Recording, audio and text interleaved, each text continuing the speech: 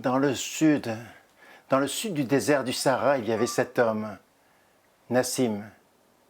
Cet homme qui vit seul dans son oasis. Il boit l'eau de la source, il mange les dattes de son oasis.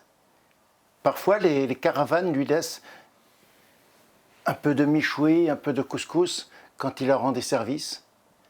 Voilà, il vit de ça, Nassim. Il vit de ça, seul. Il ne possède rien, mais il est bien.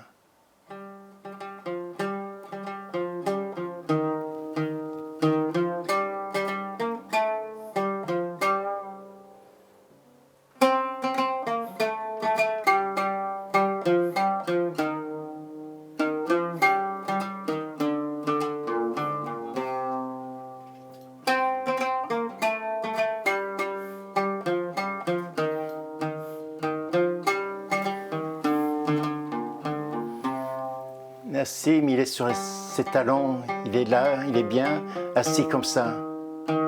Assis sur ses talons, il regarde les brumes de chaleur au loin, à l'horizon du désert. Ces brumes de chaleur qui s'entrelacent entre les dunes de sable. C'est son jeu, Nassim.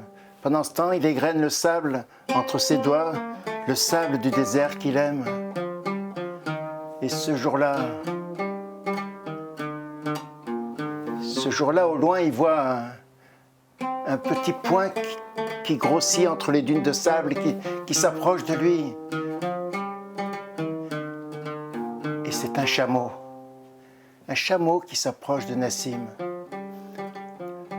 Il s'approche et vient s'asseoir devant Nassim, là sur le sable. Nassim, il n'est même pas surpris de comprendre la langue du chameau. Ceux qui vivent dans l'âme de la nature comprennent le langage obscur des animaux. Il n'est même pas surpris que ce chameau lui pose des questions immédiatement. Est-ce que tu connais la grande ville de Topki? Non, je ne connais pas la grande ville de Topki. Je suis d'ici, moi. Est-ce que tu souhaiterais que je t'amène à la grande ville de Topki? Non, je suis bien ici. Je suis chez moi. Je ne possède rien, mais je suis bien ici. Le chameau a de la discussion. Il complète à Nassim sa question. Est-ce que tu souhaiterais voir ce qui changerait dans ta vie si tu venais à la grande ville de Topki, sans engagement? Je peux te ramener quand tu veux. Je t'attendrai là-bas. Ça lui plaît, Nassim. Alors il monte sur le chameau et le chameau reprend sa marche, à serpenter entre les dunes de sable du désert. Il marche. Il marche.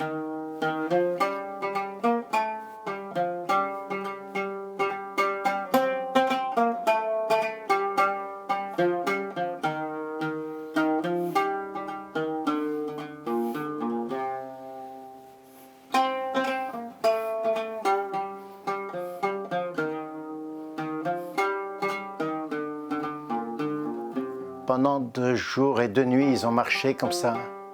C'est pas confort, hein, le chameau. Ça fait mal au dos. Puis la nuit il fait froid, le jour il fait chaud. Il se plaint, Nassim. C'est encore loin, c'est encore loin. Et la réponse du chameau ne lui convient pas. De moins en moins loin au fur et à mesure que nous nous en approchons, qui lui répond. Ça l'énerve, Nassim.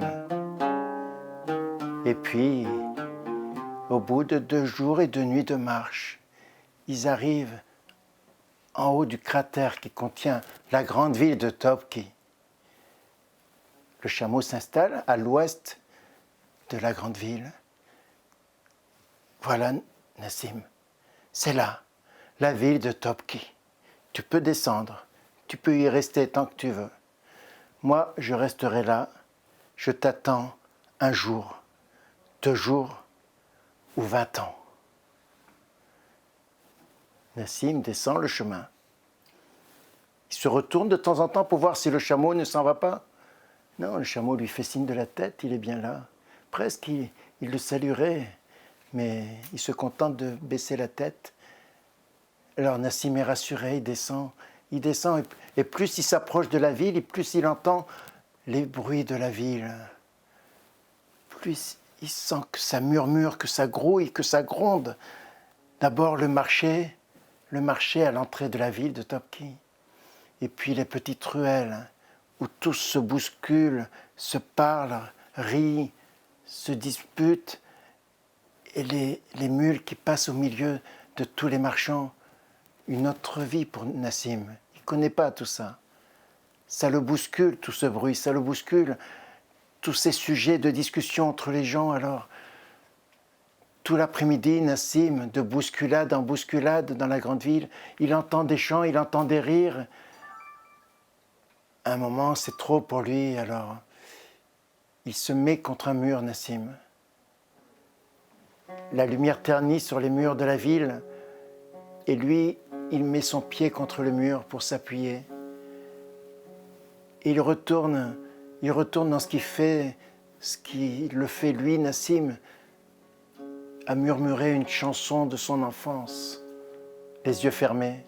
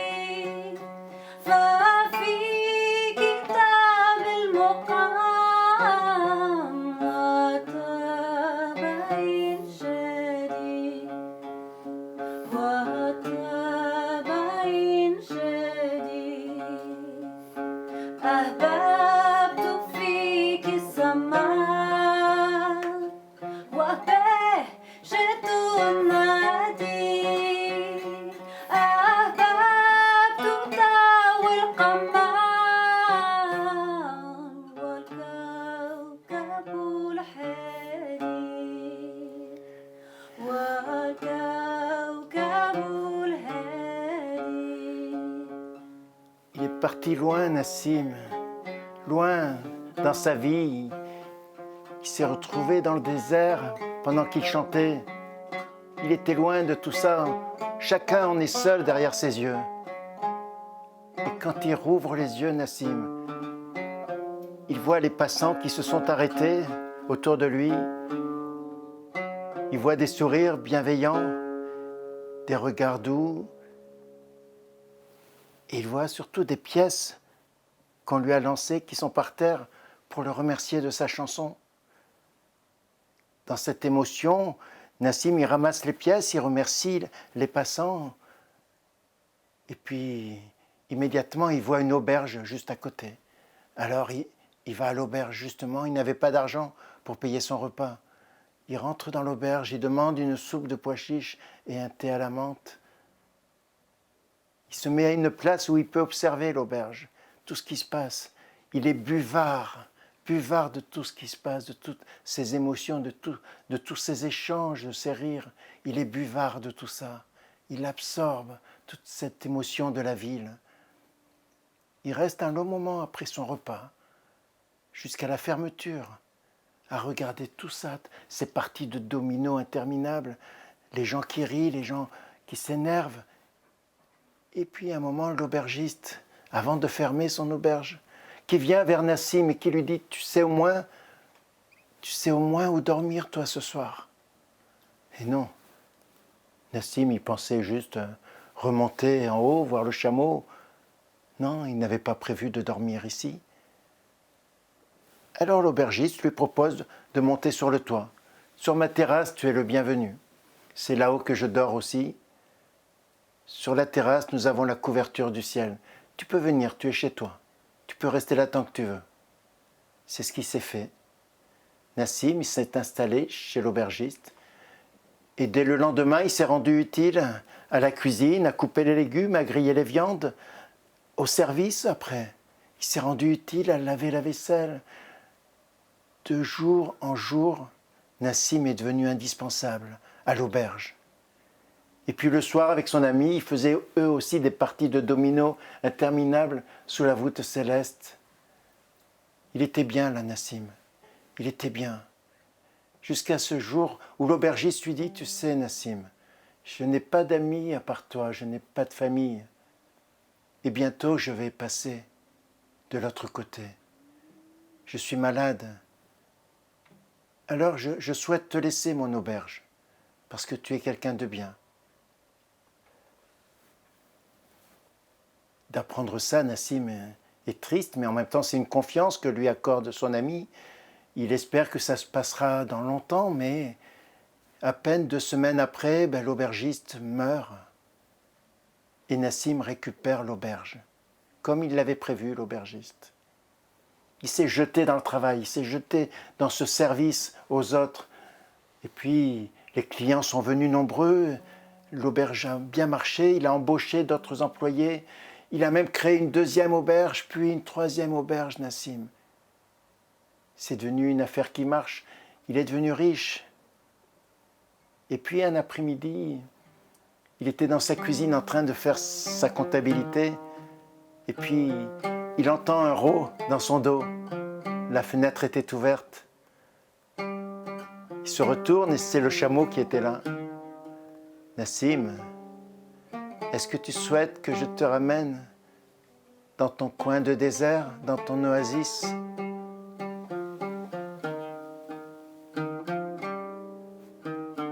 Non, bien sûr que non, je suis bien ici. Regarde, j'ai 3 auberges, je suis riche maintenant. Je suis quelqu'un d'important dans la grande ville de Topki. Ma vie, c'est ici. Non, tu peux rentrer chez toi. Et le chameau le quitte en lui disant « Je retourne à l'ouest de la ville de Topki. Je t'attendrai là-haut, un jour, 2 jours, ou 20 ans. » La vie a continué comme ça. Nassim est devenu riche. Il s'est construit un palais même. Il a même rencontré une jeune femme. Ils se sont mariés. Le grand amour, ils étaient bien tous les deux. Ils ont fait 1 enfant, 2 enfants, 3 enfants. Nassim était l'homme le plus important de la grande ville de Topki. Quand les gens extérieurs voyaient le palais où vivait Nassim, ils disaient « C'est insultant qui est dans cette ville. » Non, c'est pas insultant. C'est Nassim l'aubergiste. Il est riche, il est puissant, il est bon. Oui, les gens disaient ça. Et puis ces garçons ont grandi. Il leur a fait construire un palais à chacun. Et de jour en jour, la vie s'est installée comme ça. Et Nassim est riche, Nassim est opulent. Et ce soir-là, quand il mange dans son salon, et que son serviteur lui dit « Il y a une visite, maître, il y a une visite. » Eh bien, faites entrer. Mais c'est un chameau. Faites entrer et laissez-nous seuls surtout. Et c'est le chameau qui est rentré dans le salon, qui a apprécié la table de Nassim, qui lui a dit « Nassim, je t'ai connu plus sobre, Nassim, plus affiné aussi. » Il regarde les carafes de vin, la viande, les grands plats. Oui, c'est comme ça maintenant, je suis riche, je suis puissant et c'est comme ça ma vie. Oui, Nassim, ne t'énerve pas, Nassim. Est-ce que tu souhaites rentrer dans ton oasis, Nassim? Non, bien sûr. Non, non. Je suis bien ici, j'ai une femme, 3 enfants et je suis riche. Et le chameau le regarde dans les yeux. Oui, mais tu manges seul, Nassim. Tu manges seul. Mais c'est comme ça, tu peux rentrer chez toi. Je t'attendrai en haut de la colline, Nassim. 1 jour, 2 jours, ou 20 ans. Le chameau est reparti. Pendant plusieurs jours, les mots du chameau se sont répétés dans la tête de Nassim. Le regard du chameau. Tu manges seul, Nassim. Et Nassim a pesé sa vie. Il a bien vu que ces 3 garçons ne venaient plus. Ils faisaient des fêtes immenses, chacun dans leur palais. Que sa femme ne passait plus beaucoup non plus dans sa maison. Elle a rencontré d'autres jeunes hommes, plus jeunes, plus disponibles, plus vigoureux peut-être. Et Nassim, oui, tous les soirs, il était seul. Un soir, après le repas, il a bien décidé. Il a décidé de retourner dans son oasis, dans le désert. Alors il met sa grande djellaba, celle avec la capuche la plus profonde, et il quitte son palais. Il fait soir et nuit. Il ne salue personne dans la rue. Il traverse la grande ville de Topki. Il monte la colline jusqu'à l'endroit où le chameau l'avait laissé, il y a longtemps maintenant. Et quand il arrive, tout en haut, il n'y a pas le chameau. Pourtant, il m'avait dit qu'il m'attendrait un jour, 2 jours ou 20 ans. Il me l'a répété combien de fois? Il s'énerve, Nassim, mais sa décision est prise. Au moins, il va dormir là, sur le sable, contre un rocher, puis le lendemain, il irait parce que le chemin, il l'a bien vu, le chemin. Alors, il s'adosse à un rocher. Il s'adosse à un rocher. Il retourne loin, loin dans son esprit.